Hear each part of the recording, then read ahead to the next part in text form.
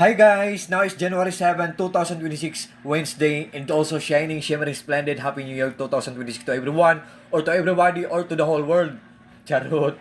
Guys, sa video kong to, i-flex ko ang aking phone case, guys. Oh, with the round at the back. What I mean po, may bilog siya sa likod kasi magnetic siya.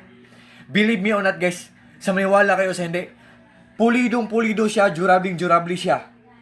Ang ganda ng quality niya, for sure, maglalast long talaga to siya. At ang pinaka-the best part ng phone case na to, guys, ang mura-mura lang niya. Kasi guys, honestly guys, 2025, nasira yung old na phone ko, palaging naglalag tapos nabasag.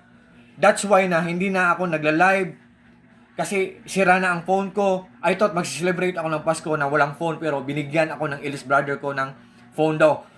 Phone, gift daw to, tapos nagle-less daw to, nag-promo daw to, so nabigyan ako.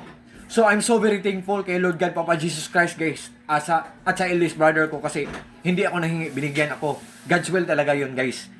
Nakita siguro ng eldest brother ko na wala akong ginagawa ng mga kalukuhan, so binigyan ako, guys. Yun. Tapos guys, syempre no, of course no, bago ang phone ko, so nag-scan ako, guys, naghanap ako ng phone case. Meron ako nakita na shop, guys, Leaky Key Shop. Ang ganda ng mga phone cases nila, guys, iba't iba ang mga kulay, tapos ang mura lang. Tiningnan ko ang mga comments, mga reviews, mga reactions, guys. Ang ganda talaga, guys. So, sabi ko, hindi to budol. Pero at that time, guys, honestly, enough lang ang pera ko sa isang phone case. So, sinigurado ko na lang yung kulay black kasi alam naman natin na ang kulay black, matagal talaga yung madumihan, di ba? Hindi halata kung madumihan, di ba? So, yun. Color black ang in-order ko. Oh. Look at, guys, oh. Ang ganda ng phone case, guys. For sure, maglalast long to, guys. Ang ganda. Tapos, ang mura-mura lang. So, sa lahat po ng mga interesado dyan, tingnan nyo lang sa link ko, guys. Sa lahat ng mga friends ko, thank you po sa trust at sa suporta. Good evening sa ating lahat.